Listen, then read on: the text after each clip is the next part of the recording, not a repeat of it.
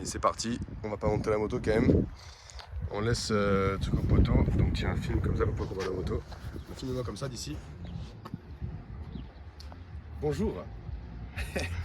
Aujourd'hui, petite présentation comme on a pu faire sur le scooter. Donc le petit Max 125, pas cramé, nickel. Aujourd'hui, on a choisi de faire un petit décor. Et là, vous avez rien vu parce que la moto est calée un peu du meilleur angle, on va dire. Bon, sur le scooter, on avait fait en bas de chez moi. Donc voilà, un peu pas ouf. Là, il y a un cadreur, il y a, voilà, il y a un peu plus de standing si tu veux. Donc, on va faire la petite présentation ensemble. Est-ce que c'est une bonne moto, est-ce que c'est une mauvaise moto pour débuter, bridage, pas bridage, tout ça, la position, on va en parler de tout. Je te laisse filmer la bête. La voici, la SV 650S. Donc, qu'est-ce qu'on a? On a un moteur 650 cm3. Après, il faut filmer aussi. Il faut filmer Wam, le présentateur de la moto. Mets-toi comme ça en face, comme ça les gens ils voient la moto et moi. Donc, c'est estampillé ici SV 650S. Donc attention, il y a une version roadster et une version sportive. La sportive, c'est juste le guidon bracelet. Donc, comme ça, des bracelets avec une position, on va vous montrer tout de suite. Position sportive. Donc, penché en avant. Bon, les commandes, c'est les mêmes que sur la roadster, hein, c'est les mêmes. Et donc, un peu comme ça, donc dos cambré. Donc, pour faire de la route, c'est de la merde. Voilà, tout de suite. Par contre, pour envoyer, c'est bien. Donc, comme là, je te laisse t'approcher, filmer, mettre la caméra un peu là, si on peut voir. Donc là, ici, je sais pas si vous voyez, ici on a un cylindre. Le premier cylindre qui vient ici et le deuxième, si le cadreur peut faire un effort, là il va se mettre ici, on va le voir, le deuxième cylindre. Voilà, très bien. Donc en fait, il faut revenir ici, c'est super. Donc là, si vous voulez, on a un moteur comme ça. Donc les wheelings, c'est mort. Le frein moteur, il est énorme et c'est un caractère différent. C'est pas, si vous voulez, le caractère, l'architecture moteur des MT-07, des Z650, des CB500F, de tout ça, ce sont le même. C'est une sorte de petite escargot, quoi, tu vois. Donc, qu'est-ce qu'on a? Donc, et la moto est de 2006 aussi, 2006. Donc, pas d'ABS, pas de TCS, que dalle. La selle passager, c'est ça, c'est de la merde. Le cadre, vous en touchez deux mots. Donc, pas d'ABS, donc attention avec ça. Alors oui, c'est bien pour la conduite, c'est bien pour plein de choses, mais quand vous êtes à deux ou même seul et que vous essayez d'un peu d'arçouiller, voilà, en ville, tout ça, même partout, s'il y a un gros freinage, c'est mort, c'est terminé pour vous, c'est ciao, vous rejoignez Pop Smoke et vous faites un fait avec Johnny Hallyday. Donc attention à ça. Là on a ici une ligne complète, donc là on est en 2006, il n'y a pas de FAP, il n'y a pas de kata, ils sont en RTT, il n'y a que dalle. Donc là c'est full tube, le trou, si le cadre peut montrer, le trou du pot est quand même, voilà, ça fait ma main, donc c'est plutôt consistant. Voilà, là on part sur quelque chose de niveau bruit de correct. Donc 75 chevaux, bridé 34. Alors oui, 34 chevaux, ça avance pas, non, ça c'est pipeau comme ça, le violon et tout l'orchestre derrière. J'étais en 3 il n'y a pas longtemps à 2, hein. À 3, en 3ème, en 80 km/h, je devais être à 6000, 6005 tours minute. J'accélère à fond, on était à 140 en 2-2. Donc en fait, le bridage, c'est un bridage tour minute. Donc forcément, si vous mettez full gaz en poignée en 1, en 2, en 3, en 4, en 5, ouais, bien sûr que n'importe quel mec en full va vous dépasser. Mais il faut juste savoir connaître le moteur. Ensuite, moteur très exigeant. Ça veut dire qu'en fait, sur ce moteur-là, il faut être au bon rapport, au bon tour minute. Il n'est pas souple du tout, c'est horrible. Donc un 4 cylindres, vous pouvez être en 6 à 30 km/h, il n'y a aucun problème. Sur ça, c'est mort. C'est mort et c'est un peu pénible. Consommation, c'est horrible, n'achetez jamais ça. En fait, n'achetez jamais cette moto. Enfin non, elle est super, elle est très sensationnelle, elle est très caractérielle, mais c'est pas évident. Même si elle est facile pour débuter, dans le châssis, dans la maniabilité, c'est une bonne moto. Mais voilà, on a les embrayages qui sont un peu durs, la boîte de vitesse un peu dure, le freinage Suzuki, c'est de la grosse merde. Il faut anticiper, il faut être concentré, c'est pas évident tous les jours. Support de plaque court, donc là les gens ils vont le voir, ça suffit. Support de plaque court, donc là vraiment collé, tu peux peut-être filmer l'arrière de la moto. On va vous allumer un peu, vous voyez un peu les LED.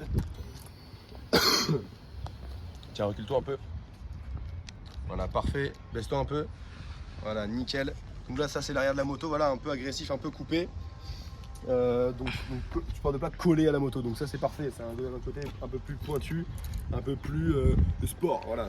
Pareil, là on a une languette, enfin une languette, une poignée de fer pour le passager que j'ai enlevé pour que ça fasse un cul et sinon pointu.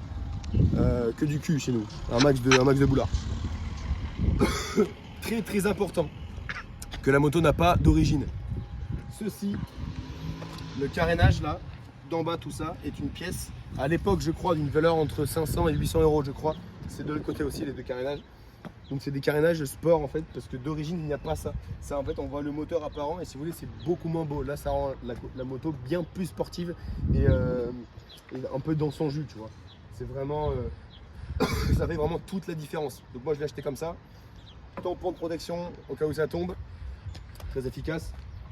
Qu'est-ce qu'on a aussi là-dessus? Bon, j'ai mis un code LOX, mais ça on s'en fout, mais quand même c'est quand même très pratique, anti-vibration et tout, c'est pas mal.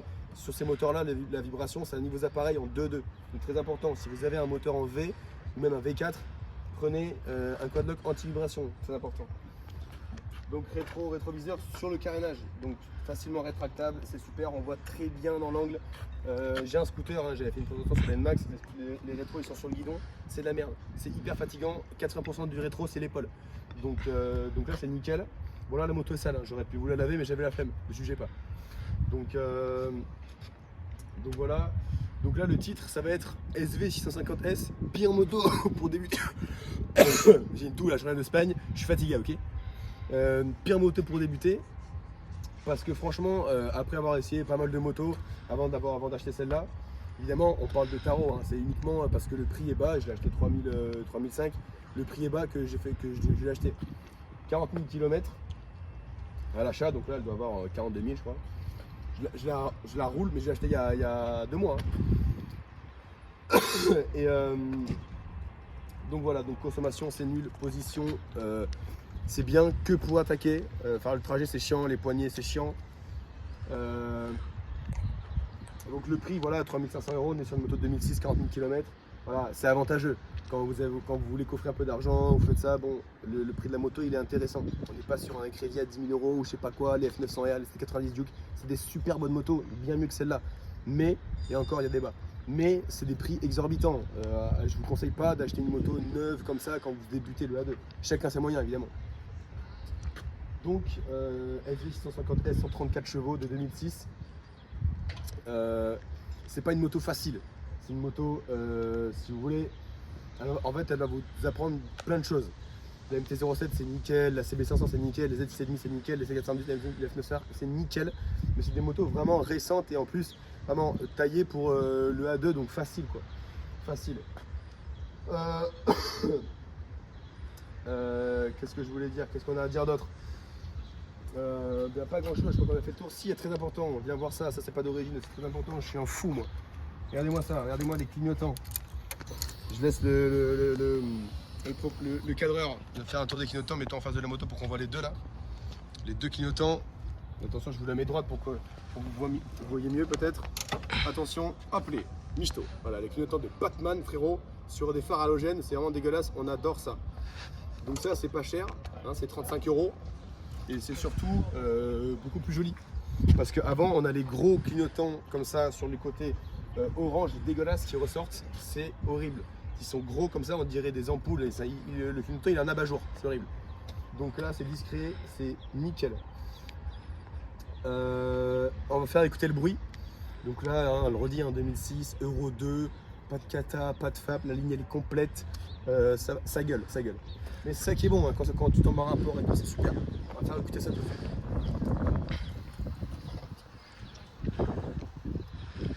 Attention. Voilà, ça va. Je peux te laisser te mettre un peu derrière, je vais entendre un peu le bruit. Vous envoyer un peu derrière. Là on va filmer moi et la moto. Là on va gazer un peu, histoire que vous compreniez un peu le bruit, de voir comment ça se passe. J'espère que vous entendez parce que c'est pas évident. Bon là je vais faire un vite fait parce que ça fait chez tout le monde.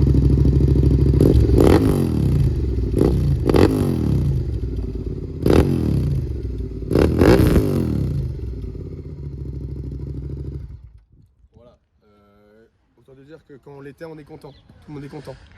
J'adore, hein, ça fait beaucoup de bruit, c'est super, hein, les meufs elles adorent, tout le monde kiffe, c'est super. Par contre, mes oreilles moins. Une fois, 2 fois, 3 fois, des trajets, des longs trajets, c'est un peu... franchement, à la longue c'est fatigant. Donc voilà pour la présentation. Je ne sais pas si j'en ferai un réel sur Insta, je pense pas. La présentation, je pense, suffit. N'hésitez pas évidemment dans les commentaires, même si la vidéo fait 50 vues, on s'en bat les couilles. Si au moins vous avez des questions, des choses très importantes, l'espace commentaire sert à ça. Comme ça, si vous n'êtes pas d'accord sur un truc, la position, le freinage, dites-moi, c'est important.